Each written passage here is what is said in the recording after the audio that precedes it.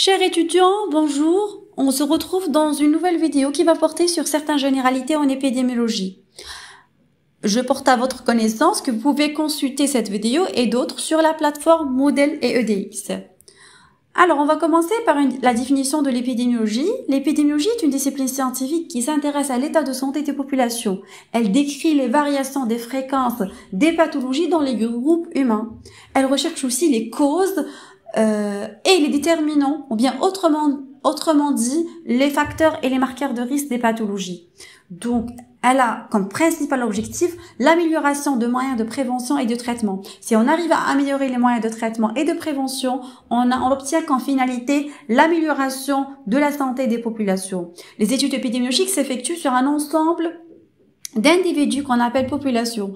Et dans cette population, on va prendre un échantillon sur lequel on va réaliser l'étude épidémiologique. Certaines notions très importantes dans l'épidémiologie. Donc, comme je disais avant, l'épidémiologie permet de déterminer les facteurs de risque et les marqueurs de risque. Alors, c'est quoi un facteur de risque? C'est l'exposition à ce facteur augmente la probabilité de développer une pathologie. Par exemple, si on est exposé au tabac, cela augmente le risque de développer un cancer des poumons. Le marqueur de risque aussi augmente la probabilité de développer une pathologie. C'est quoi la différence entre un facteur de risque et un marqueur de risque? C'est que le facteur de risque, il est modifiable. On peut agir sur l'exposition. Par contre, le marqueur de risque, il n'est pas modifiable comme l'âge et le sexe. Par contre, le facteur protecteur, il diminue donc la probabilité de développer une pathologie. Par exemple, une bonne alimentation va diminuer le risque de développer une obésité ou bien un diabète. L'épidémiologie est appliquée dans deux domaines, dans deux grands domaines ou bien dans deux grands champs. L'épidémiologie de population appelée l'épidémiologie classique et l'épidémiologie clinique. Commençons par l'épidémiologie de la population qui concerne la population générale. Elle sert à fournir des statistiques sur un phénomène de santé bien déterminé. Par contre, l'épidémiologie clinique, elle est réservée à un groupe de sujets, je précise, un groupe de patients, c'est-à-dire des sujets malades. Ce genre d'étude est réalisé pour tester des nouveaux traitements ou bien des nouvelles techniques médicales. Il faut savoir que l'épidémiologie, dans ses débuts, était centrée sur l'étude des maladies transmissibles et infectieuses seulement, ou bien les épidémies.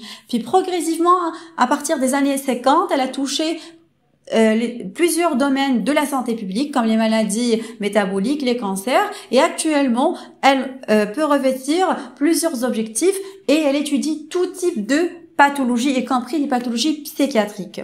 Selon l'objectif de l'épidémiologie, on distingue trois grandes types. Donc on a l'épidémiologie descriptive, analytique et évaluatif. Par rapport à l'épidémiologie descriptive, donc, elle décrit un phénomène de santé en donnant soit la fréquence ou bien la variation en fonction des caractéristiques de cette population, par exemple l'âge, le sexe, et de deux paramètres très importants qui est le temps et la région, ou bien l'espace. Par rapport à l'épidémiologie causale, donc elle recherche les causes des maladies ou bien les facteurs et les marqueurs de risque pour établir un lien entre l'exposition à un facteur de risque ou un marqueur de risque et la survenue de pathologies. Et enfin, l'épidémiologie évaluative, elle évalue l'efficacité d'une intervention ou d'une prévention. Par exemple, elle évalue l'efficacité d'un régime alimentaire donné. Par rapport au type d'études épidémiologiques, on distingue deux grands types, les études expérimentales et les études non expérimentales, appelées également observationnelles. Par rapport aux études expérimentales, leur objectif ce sont des études évaluatives. Par contre, les études observationnelles, donc ils sont soit à visée descriptive, soit à visée analytique. On va commencer par les études expérimentales où le chercheur peut intervenir sur le statut d'exposition, c'est-à-dire il peut choisir les facteurs d'exposition, le moment d'exposition et même le nombre de personnes exposées. Mais il ne peut pas choisir quel sujet sera exposé ou non exposé ou bien quel sujet va prendre le traitement ou non. Donc l'affectation des sujets elle se fait par hasard ou bien par un tirage au sort, c'est le principe de randomisation. Donc, dans les études randomisées, on distingue 3 types. Les études ouvertes, où le médecin et le patient, les deux connaissent la nature du traitement administré. Les études simples aveugles, seul le médecin connaît la nature du traitement. Et double aveugle, les deux ignorent la nature du traitement administré. Par rapport aux études non expérimentales, donc à visée descriptive, on distingue les études de prévalence et d'incidence. Par rapport aux études analytiques, on distingue les cas témoins et le cohorte. Commençons par les études de prévalence. La prévalence, elle est exprimée par le rapport suivant. Donc, le nombre de personnes touchées par un problème de santé sur l'effectif total. Ce sont des études transversales sur une courte durée et dont la notion de suivi est absente. En général, la prévalence elle est exprimée en pourcentage. Par contre, les études d'incidence permettent de suivre l'évolution de la pathologie. Donc, ils sont réalisés sur une longue période.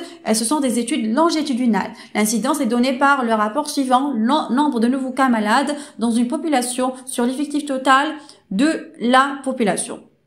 Les études de cohorte, appelées également exposées et non exposées. Ici, on a deux groupes de sujets. Un sujet exposé aux facteurs de risque et un sujet non exposé qui vont être comparés dans le temps. Les études cas témoins, ou bien appelées malades, non malades, les malades sont des cas et les non malades sont des témoins. Ils sont très utilisés dans le cas des toxi-infections alimentaires. Il faut savoir que les caractéristiques du groupe témoin doivent être le plus proche possible du groupe cas. La seule différence, c'est l'absence de signes de maladie chez les groupes témoins.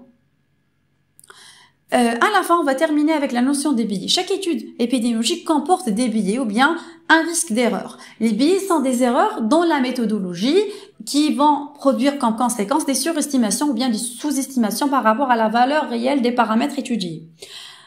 Donc, on distingue 3 types de biais. Le biais de sélection ou bien de population, c'est une erreur dans la constitution de l'échantillon.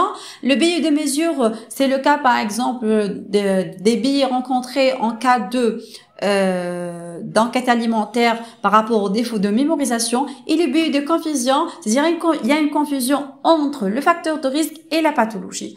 On arrive à la fin. Je vous retrouve dans d'autres vidéos, Inch'Allah, pour poursuivre la suite du cours. À bientôt, Inch'Allah.